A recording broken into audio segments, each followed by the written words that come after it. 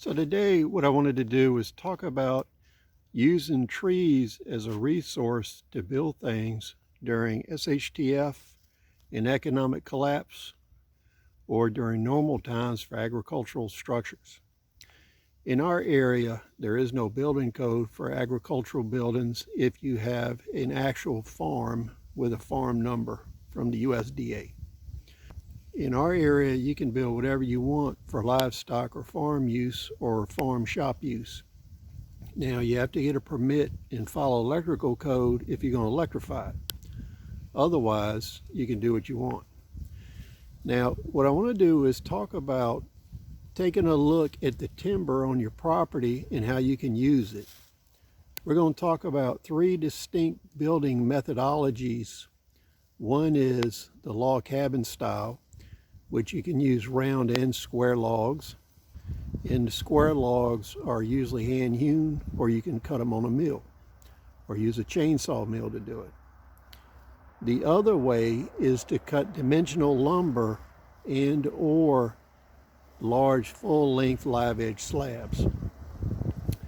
And the third possibility is cordwood construction.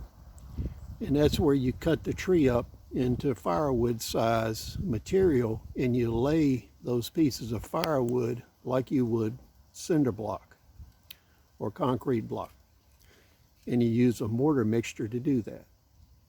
So when we're looking at trees in the area I'm in the 7 counties around here, and we're just taking a look at one stand of trees here, it's mixed soft and hardwood. Weyerhaeuser decided 30 years ago when I built 2 chipper plants that there wasn't sufficient large timber to have a lot of milling for dimensional lumber. So they set up chipper plants to make OSB board and engineered beams. So what I want to make clear is you're going to have mixed resources in your area. So you can actually use all 3 building methods in one building or use them for different buildings based on the timber you have. Now, one of the advantages of having large timber is you can cut it into dimensional lumber, 2x4s, live edge slabs, and you can build a lot of buildings with just a few trees. Now, the downside to that is handling those logs. And this also gets us into the log building, whether you're using round logs or you're using milled timber or hand-hewn square timber. So in our area, it's pretty common to have rapid growth pine. So in a lot of areas where you used to have fields, you'll have pine trees. And these usually take 70 to 80 years to get to the point where you can cut dimensional lumber. So it was common for the last 200 years in our area that people would use 6 to 8 inch logs because they were easier to handle and you didn't have to wait 70, 80 years for a tree to grow. These 6 to 8 inch timbers were used for both square cut and round timber to build tobacco barns and small cabins for workers on the farm. This is something you can do. Now, of interest is the point that a 6-inch log is pretty easy for one person to lift and maneuver. Because the last thing you want to do in a collapse or a SHTF situation is to injure yourself. The big downside with handling logs is injuries, back injuries, and possible death. And the fact you have to have equipment or a large number of people to do it.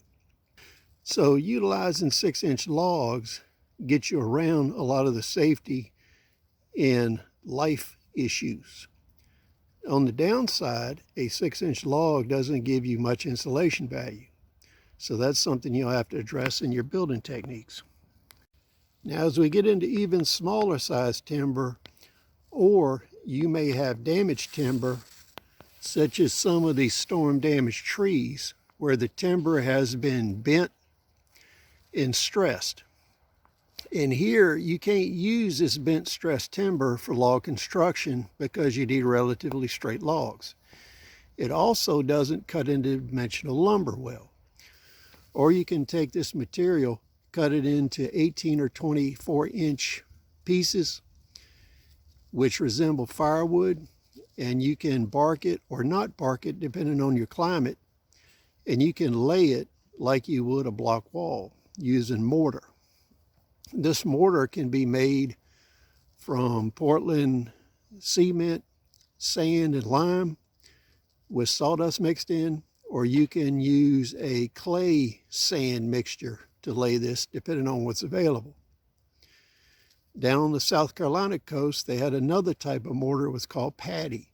It was clay, sand, and seashell mix. So you can see a lot of available materials can go into the use of this wood. Now the good thing here is you can use stuff down into the 2, 4, 3-inch range if you're laying it like block. In the same structure, you can lay a 24-inch piece, a 36-inch diameter piece, 2-inch pieces. As long as you're mortaring in, you're pretty free to use it.